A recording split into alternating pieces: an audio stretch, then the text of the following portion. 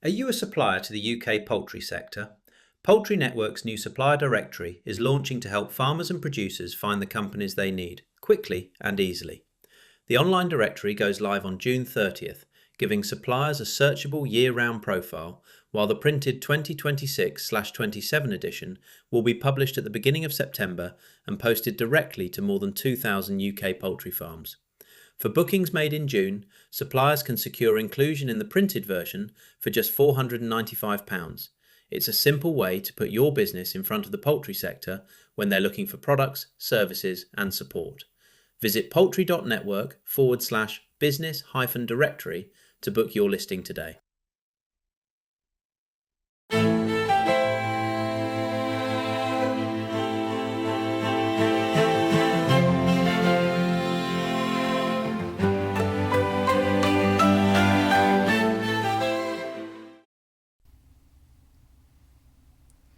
Hello and welcome to the Poultry Network podcast. I'm Tom Woolman. And I'm Tom Willings. It's a good job that we talked about who was going to do the intro first, isn't it? Yeah. Well, we've got this sort of little winking system, haven't we, where we communicate via winks during the podcast, and then we know exactly what's going to happen next. Exactly. Are we going to start with an apology today? I think we ought to. A little bit of an apology. Let's acknowledge our absence. Yeah. So we weren't here to put out a podcast last week, or I suppose to be more accurate, we were, but the Commander-in-Chief, Jake Davis, was running an important show. Well, you call it what it is, Tom. I'd call it a manure handling event. Ah. but no, credit to Jake. He was putting on an event in North Wales. And Maddie, behind every average man, as Jake said himself. Yeah, it is a high-flying, very competent professional woman generally. Yeah, and a load of cow poo flying around in a Welsh field. Yeah. There we go. So without further ado, let's crack on. So we're back playing catch up, and eggs have been in the news. I don't know about chicken meat, but I've been inundated with an email requesting like mainstream media coverage on white versus brown carbon footprint discuss, which has been a bit of a banana skin. This is the Sainsbury's news, is it, that I've seen? Yes, yeah. So what's actually happened? Sainsbury's have announced, the aforementioned supermarket chain, and others are available, have announced that they are switching their range from brown to white in its entirety, give over the exception of the branded lines, so third party supply, and they've positioned this on the grounds of sustainability, pointing to, as they claim, a 12.7% reduction in carbon footprint. So that was announced, I don't know, a week or so ago, and you'd have thought it would be kind of today's newspaper, tomorrow's chip paper, but it's sparked something of a national debate. It was published on BBC, and the comments section below the written article on their website, within 24 hours, had 4,000 comments, many of which were deeply sceptical. Let's leave it at that. On the either the facts or a whole host of other things about white egg. I mean, the fact that there are still people out there that think white eggs are in some way unnatural, or they've been washed to become white, or that because they're white they are immediately imported, and all sorts of just very, very ill-informed and strange assumptions being made. Within the comments, some I think pretty level and sensible points being made by guys saying, well, if they were that interested in sustainability and carbon, would they not have different sourcing policy for example, lamb? If we're really interested in saving the planet, ought we not just put British lamb on the shelf and forego New Zealand lamb? Kind of see their point. It's been quite a topic of debate, but coming to me in this instance, mad as it sounds and seems, a desire to unpick the 12.7% number, and as I say, that's that's quite a difficult thing to really talk about with anybody, even on a professional setting, because it's just an incredibly complicated topic to try to be led in a media conversation and conclude it in 30 seconds. No chance. That 12.7% then, is that the supposed difference then between a brown egg and a white egg? According to Sainsbury's or their supply base, yes. Yeah. Yeah. This is already. It's nice to have the public talking about eggs as much as we are, isn't it? For once. Absolutely right. Absolutely right. And I think that this is possibly the big orange supermarket's position on this as well. There is no such thing as bad PR. I'm not sure I believe that either. But I hope so, because we're about to give someone a bit of PR, aren't we today? Who have we got in today? It's a drum roll. We've got Greg Marsh, industry friend, been around the free range laying industry for an awfully long time, as he'll describe himself in a moment. But now the Poultry Sales Manager for ForFarmers. So he's going to help me with my peacock at home, apparently.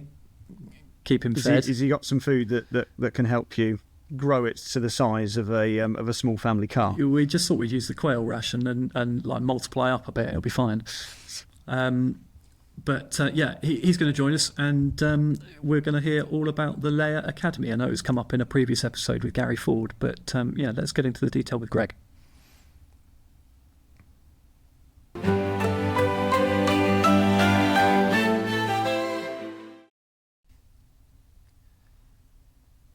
Greg Marsh, Poultry Sales Manager for ForFarmers. Welcome to the podcast. Thank you very much. Nice to be here. It's fantastic to have you here. Tom and I are honoured to be joined by you from your kitchen. We understand. For anybody who's got video, I've moved my own. I think it's a Dracaena into camera shot, but it doesn't touch the sides against that mighty. What did you say it was? A yucca or something? It's a yucca, that, Tom. Yeah. Yeah. Fair play. Good plant game. Woolman, you need to up your plant game. I do need to up my game, yeah. I'm afraid all the plants in this house died quite a while ago. It looks like it. We're 3 years in with the yucca. Yeah. Does it have a name? No, I'm afraid it doesn't, Tom. No, that's a bit far, isn't it? Yeah. There we go. We're up against it. We're up against it for all sorts of reasons. So the conversation today, we're going to talk about the Layer Academy. And your role in that, ForFarmers' role in that, and as I say, up against it because there is a deadline approaching. Why don't you tell us what the Layer Academy is all about, and then let's make sure we get the date in everybody's mind. Yeah, absolutely, brilliant. So it's a conversation that probably came around between me and Gary Ford, and Gary's been on previously to this podcast to discuss it. The idea behind it essentially is, well, going back to the start, what was the idea? The idea is, from my mind, and I've been around a lot of farms in the past sort of 20 years, predominantly layer farms, but other ones as well. And you see in other sectors, they have this opportunity to go and do crop walks, farm walks, go and have a look around dairy farms and learn off each other and put groups together. And I think biosecurity is a big challenge that we have in the poultry industry that prevents us from doing a lot of that. And it was just about whether there was a way really that we could, from ForFarmers' point of view, is how could we engage with the industry in order to facilitate that in some way, and whether that was sponsorship through BFREPA, because the value to their membership to be able to get a group of like-minded, forward-thinking people that wanted to grow their business, have the opportunity to say, well, I've been farming now for some time, but actually I've not been around a packing centre. I don't know anything about how they breed hens. I don't know what a killing plant looks like.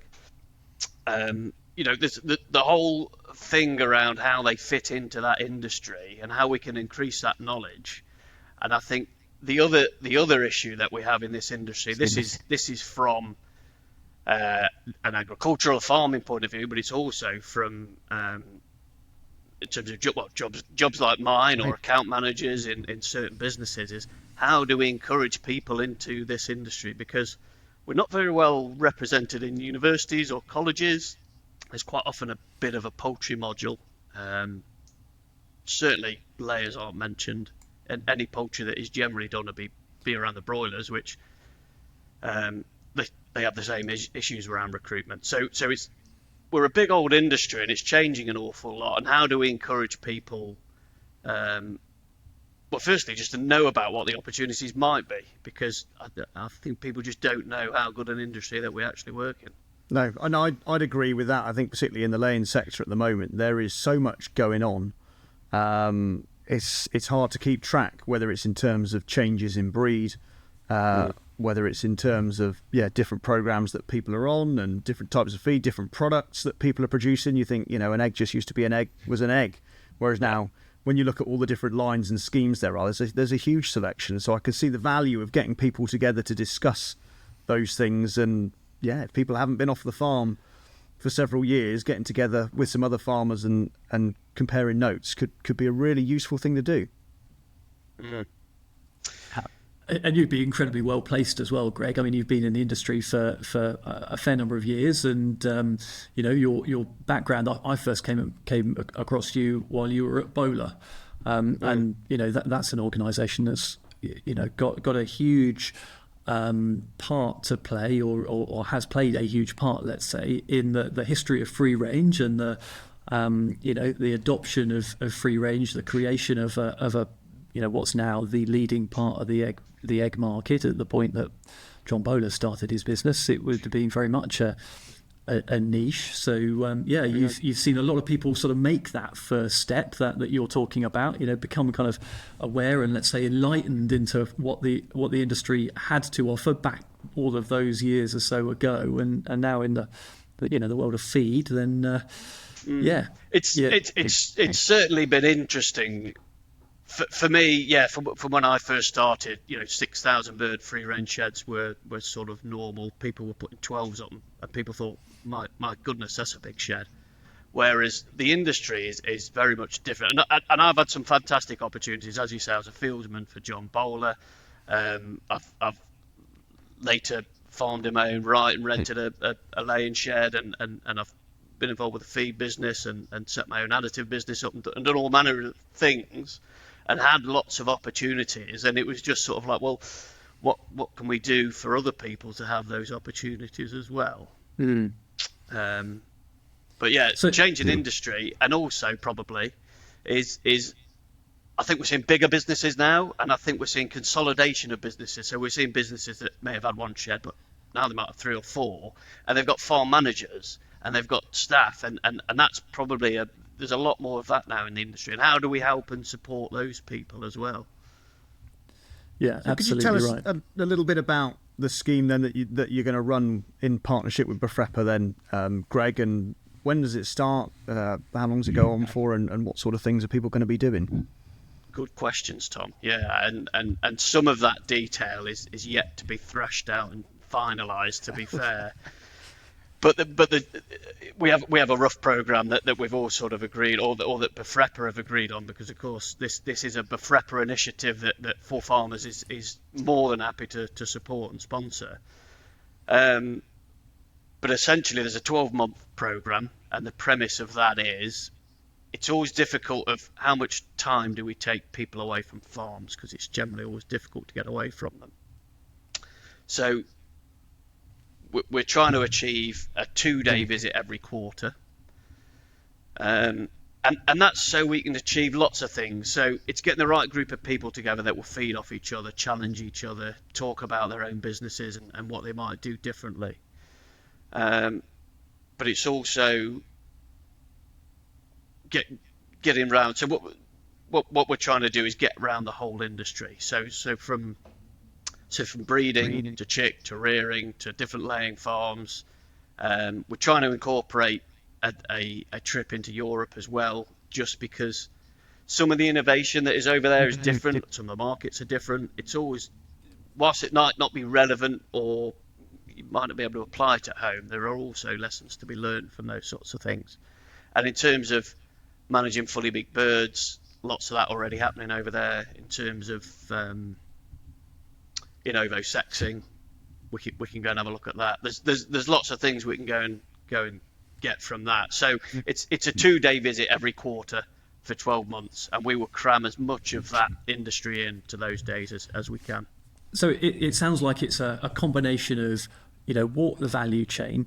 You sort of described the breeder, maybe hatchery, rearing, laying farm, knowledge transfer, but then also market context, not just UK, but looking further afield. Who's it then aimed at, Greg? Who are you looking? Is it young people actually working on the farm? Is it people in the any part of the industry? Who do you see as being the best beneficiary of the program?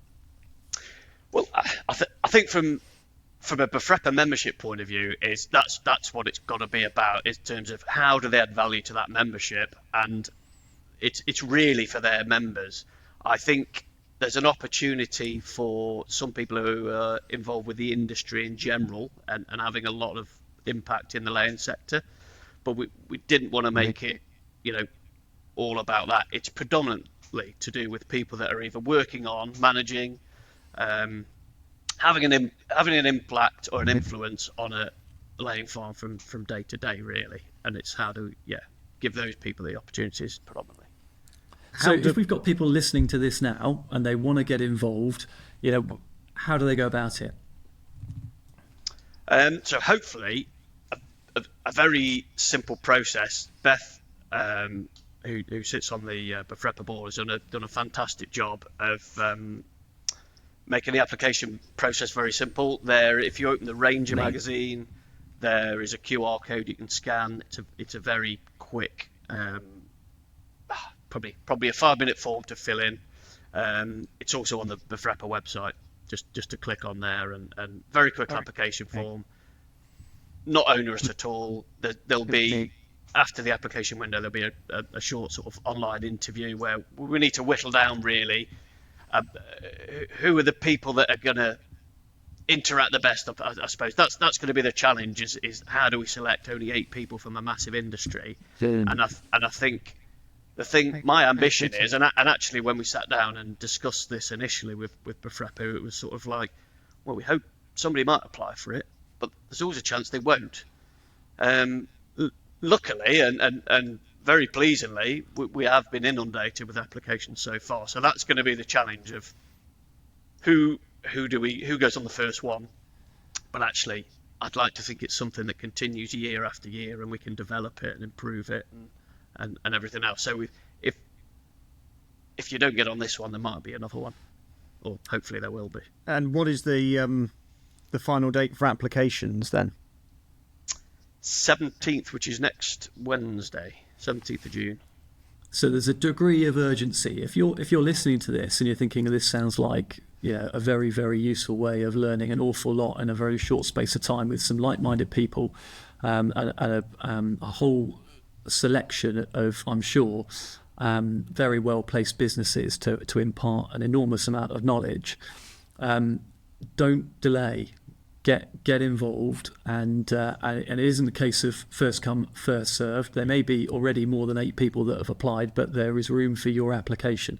So you need to be quick.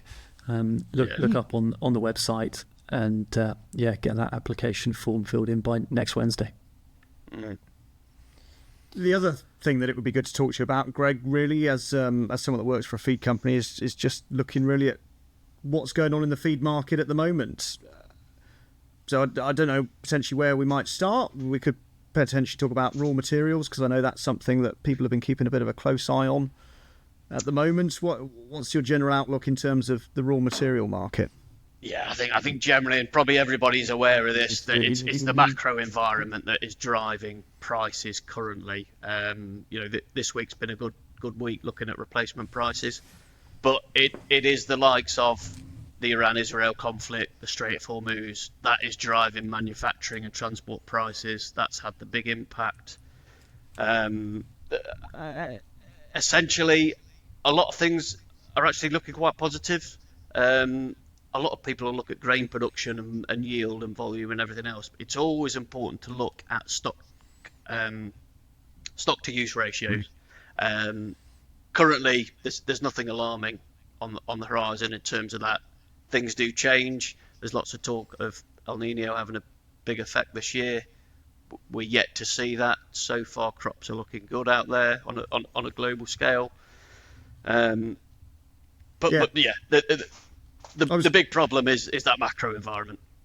And I was going to say, it seems to be a little bit unsure, really. There's all sorts of factors that make you think this could really go off in terms of inflation, and yet at the moment it hasn't quite happened. And I think I filled my car up yesterday, and I for the first time in goodness knows how long, I was actually pleasantly surprised at the price. And I thought, oh, that's come down a little bit. Was it less than £100? No, it wasn't that. You do the whole pay at pump. Tom. I don't know if anyone else does pay at pump. You go to a supermarket petrol filling station and pay at pump, and you can't fill the bloody car. You can't get a tank anymore, can you? No, you can't get a full tank. I know, Greg, that you're not sort of responsible for procurement at ForFarmers, and therefore I don't want to ask you sort of important to say that, Tom. Yeah. Well, so and that's important that everyone listening to this understands that that's the case. You need to have an awareness of it, but you're not living the markets day to day. And firstly, if listeners aren't aware, feed procurement roles do involve a similar degree of depth of analysis and 365, 24/7, whatever cliche you want to throw at it, market monitoring. World news changes. Absolutely. all of the levers, principally around oil, at any time. The things that I've got on my kind of watch list, you've mentioned El Niño, that is definitely one to keep a very close eye on. Secondly, Strait of Hormuz and fertilizer prices, fertilizer availability. I think added to that would be the politics between China and US and the interplay there, the relationship as to whether are China going to buy or continue to buy or restart buying, especially soy from US farmers, because that's got an ability to change things. We never quite know what the Chinese have got in stock, and therefore when they're about to come into the market, because they can have a dramatic effect very, very rapidly on a market. So there are things at play here. And a lot of the information that comes out, I mean, Trump's last visit over to China, he sort of announced that X amount of business was going to be done. Well, so far it hasn't been. That's had so it's, in terms of trying to predict these things and what's real or not is very difficult. I think what we've seen the past week is that markets' reaction to politics has been more favourable as well, in terms of they haven't really reacted to some of the things that have happened in the past week or two. We've all become a little bit numb to it. This is not a political podcast, obviously, but I heard on the radio this morning that the aforementioned President of the United States has referred to a deal for the imminent conclusion of hostilities in Iran 38 times in the last month, and that hasn't happened yet. So I think we've all learned just to block it out for a minute. Or let's sit back and wait and see, which actually sometimes is a good strategy in life, isn't it? Sometimes there's a time to act, and sometimes there's a time to say, let's just sit back and just wait and see how this pans out before we make a move. Very good. And while we're doing that, we should apply for the Layer Academy, Tom. Yeah. Yes. Are you going to put your name down, Woolman? Well, I could certainly do with broadening my knowledge of the layer sector. I might have to do a bit of negotiation with my current employer. Is there an age limit, Greg? No age limit. No, I think it's important that people have some experience of the laying sector before, because it's a two-way street in terms of there's a lot to learn. But I think what we're hoping is there's a group of people that can give to each other as well. Yeah. Yeah. It's interesting. Mr. Woolman and I did the poultry industry program, which again is a very good initiative within the layer sector. We did that a number of years ago, Tom. It looks like it. It looks like it. It took both of your hairs, didn't it? I mean, it did, yeah. Woolman says it was the hardest thing he's ever done, and looking at you. Well, I remember exactly when it was, and it was 2016-17, because we went and we visited the European Parliament the week before the UK voted to leave the European Union. So, yeah, and that's just a great example of these schemes. And I mean, that was a great trip that was organised by the NFU. But any trip that takes you off a farm, you go and you meet people, and you're right. We met Greg and we've remained friends ever since. You're not quite sure what you're going to find, and you end up in some very interesting places, talking to some very interesting people. I remember we were chatting to Stuart Agnew. I think was one of the UKIP MEPs at the time, talking about the free-range farmer. And thinking, oh, this guy's a little bit crackers, and then next week it turns out he's on the winning side. So, yeah. I don't know how to follow that. I'm not even sure that I should. I don't know if Stuart listens to the podcast, but I think it's unlikely. Statistically, it's probably quite a small chance that that's the case. Yeah. You never know. Shall we wind it up? Greg, thank you so much for joining us. Thank you for explaining the Lair Academy, and we wish you and BFREPA very, very well with the programme in the year ahead. We'd love to just get you back in a year's time, and you can tell us all about it, I suppose. Again, final reminder: 17th of June is your deadline to get your application in. So don't delay. For now, Greg, thank you very much. Thank you.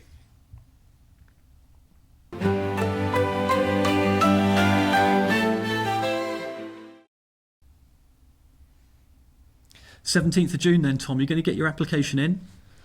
As I said, it might be one this time that I just sit out and I see how it goes. But from the sound of things, there could be others going forward, and it didn't sound like there was a specific age limit, which is great news.